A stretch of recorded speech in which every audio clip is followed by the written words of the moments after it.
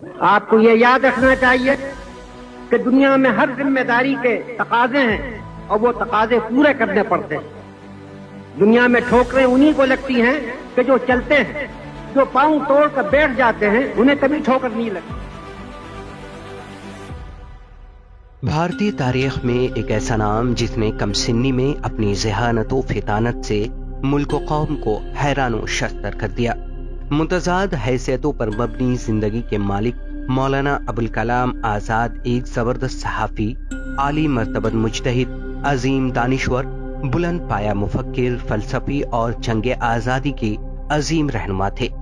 مولانا ابوالکلام آزاد کی پیدائش 1888 میں مکہ معظمہ میں ہوئی. ان کا اصل نام محی الدین احمد تھا، مگر ان کے والد مولانا سید محمد خیر الدین ابن احمد انہیں فیروز بخت کے نام سے پکارتے تھے.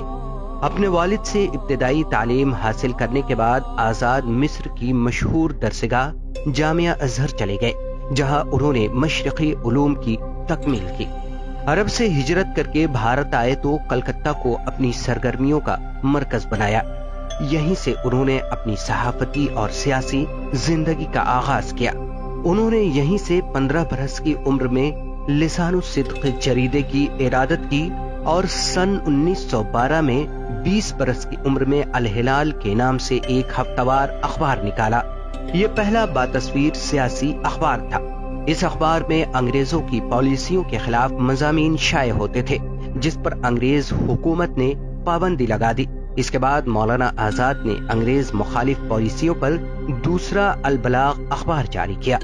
مولانا آزاد کا مقصد جہاں انگریزوں کی مخالفت تھا، وہیں قومی ہم آہنگی اور ہندو مسلم اتحاد پر ان کا پورا زور تھا. انہوں نے اپنے اخبارات کے ذریعے قومی وطنی جذبات کو بیدار کرنے کی کوشش کی. مولانا ابوالکلام آزاد سیاسی محاذ پر بھی سرگرم رہے.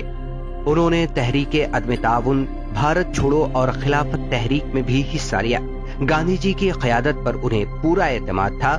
گاندھی کی افکار و نظریات کی تشہیر کے لیے انہوں نے پورے ملک کا دورہ کیا. مولانا آزاد ایک اہم قومی لیڈر کی حیثیت سے ابھرے. وہ کانگریس پارٹی کے صدر بھی رہے. تحریک آزادی کے دوران انہیں جیل کی مشقتیں بھی سہنی پڑی. بھارت کی آزادی کے بعد مولانا آزاد ملک کے پہلے وزیر تعلیم بنائے گئے. انہوں نے وزیر تعلیم کی حیثیت سے بہت سے اہم کارنامے انجام دیے. یونیورسٹی گرانٹ کمیشن اور دیگر تکنیکی، تحقیقی اور ثقافتی ادارے انہی کی دین ہے.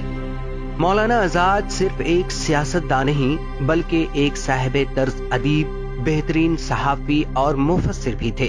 انہوں نے شاعری بھی کی، انشائیے بھی لکھے، سائنسی مضامین بھی تحریر کیے، علم و تحقیقی مقالات بھی لکھے، قرآن کی تفسیر بھی لکھی. غبار خاطر، تذکرہ، ترجمان القرآن ان کی اہم تصانیف ہیں.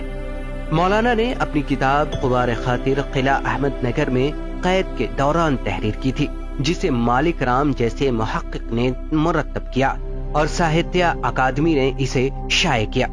مولانا آزاد اپنے عہد کے خداداد صلاحیتوں کے مالک شخص تھے، جس کا اعتراف پوری علمی دنیا کو ہے، اور اسی ذہانت، لیاقت اور مجموعی خدمات کے اعتراف میں انہیں بھارت رتن سے نوازا گیا تھا.